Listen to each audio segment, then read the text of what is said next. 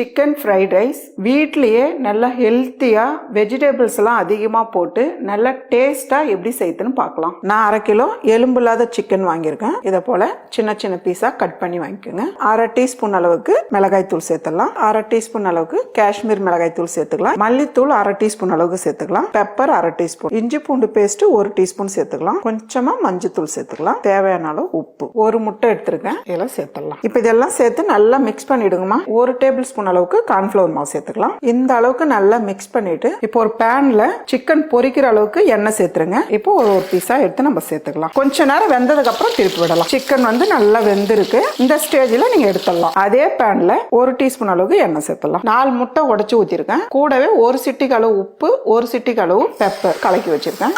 இந்த அளவுக்கு வெந்து வர டைம்ல இதை அப்படியே திருப்பி விடுங்க. அவ்வளவுதான். 2 பக்கமும் நல்லா திருப்பி விட்டுட்டு இப்போ அப்படியே உடைச்சு விட்டுருங்க. இப்போ ஒரு கடாய் வச்சுக்கலாம். சிக்கன் பொரிச்ச எண்ணெயை நான் வடிகட்டி வச்சிருக்கேன். இதே எண்ணெய் நம்ம சேர்த்துக்கலாம். ஒரு 3 டேபிள் ஸ்பூன் அளவுக்கு சேர்த்துக்கலாம். ஒரு 15 பல்லு பூண்டு எடுத்து பொடியை நறுக்கி வச்சிருக்கேன். ஒரு பெரிய இஞ்சி துண்டு எடுத்து பொடியை நறுக்கிருக்கேன். பாருங்க, இஞ்சி பூண்டு ஓரளவுக்கு நல்லா வதங்கிடுச்சு. 2 பச்சை மிளகாய் பொடியை நறுக்கிருக்கேன். 1 கப் அளவுக்கு பீன்ஸ், 3/4 கப் அளவுக்கு கேரட்டு, கோஸ் நல்லா நீளமா இந்த அளவுக்கு கட் பண்ணி எடுத்துக்கோங்க. இந்த அளவுக்கு வதங்கினா போதும். கொஞ்சமா இந்த டைம்ல உப்பு சேர்த்துக்குங்க. 1 கொடை மிளகாய் நீளமா கட் பண்ணிருக்கேன். இந்த அளவுக்கு வதங்கினா போதும். வெஜிடபிள்ஸ் எல்லாம் பச்சையா அப்படியே தெரியணும் பாக்குறதுக்கு. நான் பாஸ்மதி ரைஸ் எடுத்து வடிச்சு வச்சிருக்கேன். உதிரியா வடிச்சுக்குங்க. இந்த அளவுக்கு சில்லி சாஸ் 1/2 ஸ்பூன் அளவுக்கு சேர்த்துக்கலாம். டொமேட்டோ சாஸ் 2 ஸ்பூன் அளவுக்கு சேர்த்துக்கலாம். கொஞ்சமா சோயா சாஸ், 1 டீஸ்பூன் அளவுக்கு பெப்பர், தேவையான அளவு உப்பு. ரைஸ் நல்லா கலந்துருங்க. இந்த அளவுக்கு நல்லா மிக்ஸ் பண்ணிட்டு நம்ம பொரிச்சு வச்சிருக்க முட்டை, பொரிச்சு வச்சிருக்க சிக்கன், கொஞ்சமா வெங்காயத்தாள் இப்படியே கிளறுங்க.